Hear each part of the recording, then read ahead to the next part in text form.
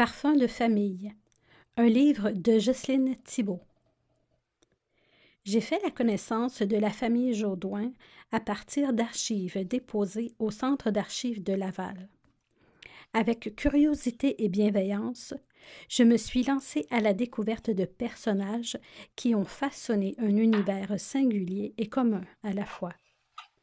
Fouiller un fonds d'archives, c'est ouvrir avec attention, avec précaution, des albums de photos et des enveloppes de toutes sortes.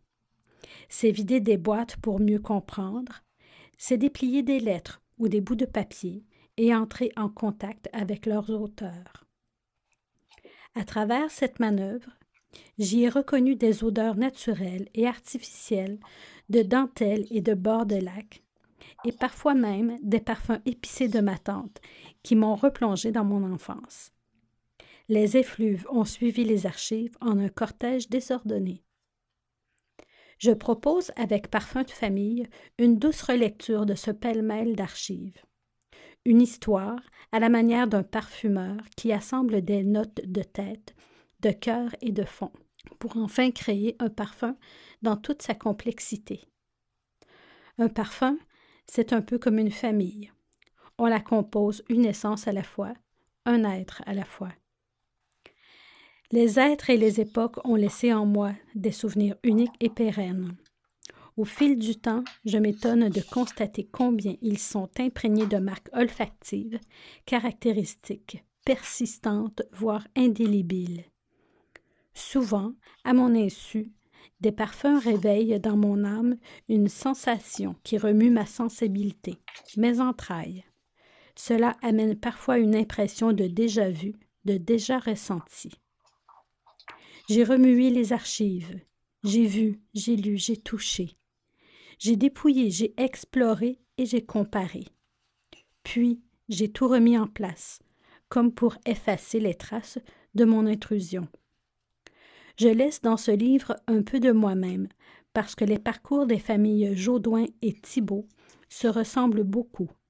Ce fut ma plus grande découverte. Les notes de tête.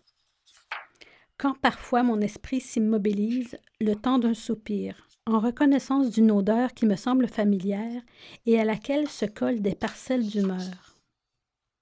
Quand ce parfum réveille une émotion, le temps d'une microseconde, de manière furtive, sans que je m'y attende.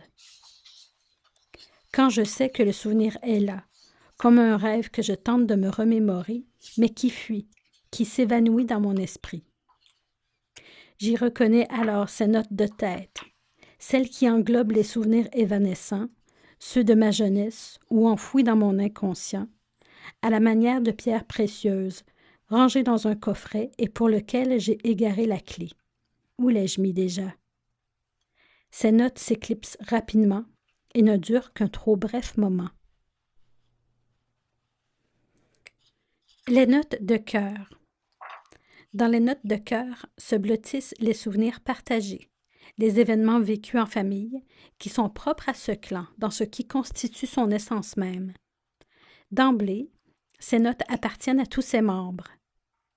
Ces parfums rappellent les naissances et les baptêmes, les mariages et les unions de toutes sortes, en passant par les incontournables rituels religieux accompagnés d'odeurs d'encens, à travers des textures de missel, de broderie et de parvis d'église. Unis par un fil invisible, les frères et les sœurs de cœur s'y reconnaissent au travers la mise en commun de ces notes particulières. Les notes de fond. Inoubliables. Certains souvenirs rebondissent en tonalités olfactives qui accordent peu de place à la nuance. Bien logés dans la fertilité des traces mnésiques, leurs semences reprennent vie au contact de parfums subtils. Des images ressurgissent alors, intactes, entraînant dans leur sillage l'unicité d'un moment concret et précieux. Le souvenir que l'odeur rappelle à ma mémoire me remplira de nostalgie ou d'optimisme dans une vague de confort et de réconfort. Les notes de fond nous accompagnent notre vie durant, puissantes. Elles nourrissent notre bagage personnel à transmettre au goutte à goutte à notre entourage et à notre descendance. Elles sont la clé de notre essence, comme un phare.